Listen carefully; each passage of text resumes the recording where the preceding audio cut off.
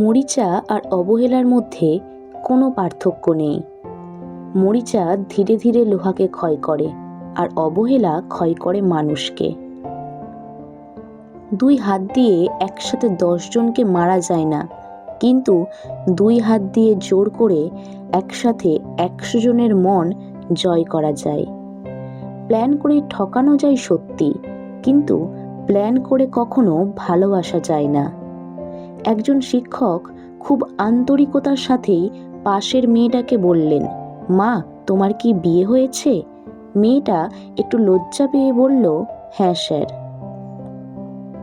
আমার একটা 2 বছরের ছেলে আছে।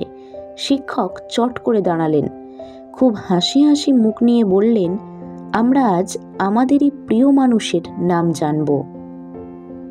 এই কথা বলেই মেয়েটার দিকে তাকিয়ে বললেন, মা, আজকে তুমিই শিক্ষক। এই নাও চক ডাস্টার, যাও তোমার প্রিয় 10 জন মানুষের নাম লেখো। মেয়েটা বোর্ডে গিয়ে 10 জন মানুষের নাম লিখল। শিক্ষক বললেন, এরা কারা? তাদের পরিচয় ডান পাশে লিখো। মেয়েটা এদের পরিচয় লিখল। সংসারের সবার নামের পাশে 2-1 জন বন্ধু প্রতিবেশীরও নাম আছে। শিক্ষক এবার বললেন, সেখান থেকে 5 জনকে মুছে দাও। মেয়েটা তার প্রতিবেশী, তার ক্লাসমেটদের নাম মুছে দিল। শিক্ষক একটু মুচকি হাসি দিয়ে বললেন, আরও 3 জনের নাম মুছো। মেয়েটা এবার একটু ভাবনায় পড়ল। ক্লাসের অন্য স্টুডেন্টরা এবার সিরিয়াসলি নিল বিষয়টাকে। খুব মনোযোগ দিয়ে দেখছি মেয়েটার সাইকোলজি কিভাবে কাজ করছে। মেয়েটার হাত কাঁপছে। সে ধীরে ধীরে তার বেস্ট ফ্রেন্ডের নাম মুছল এবং কান্না কান্না চোখে তার বাবা মায়ের নাম মুছে দিল। এখন মেয়েটা অঝরে কাঁদছে। যে মজা দিয়ে ক্লাসটা শুরু হয়েছিল সেই মজা আর নেই। ক্লাসের অন্যদের মাঝেও টান টান উত্তেজনা। লিস্টে আর বাকি আছে 2 জন, মেয়েটার স্বামী আর সন্তান। শিক্ষক এবার বললেন, আরও 1 জনের নাম মুছো, কিন্তু মেয়েটা ঠাঁই দাঁড়িয়ে রইল। কারো নাম মুছতে সে আর পারছে না।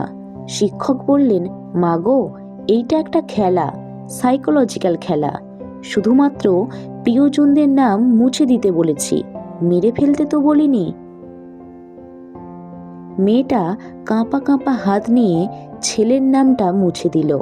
শিক্ষক এবার মেয়েটার কাছে গেলেন, একটা গিফট বের করে বললেন, তোমার মনের উপর দিয়ে যে ঝড়টা গেল তার জন্য আমি দুঃখিত।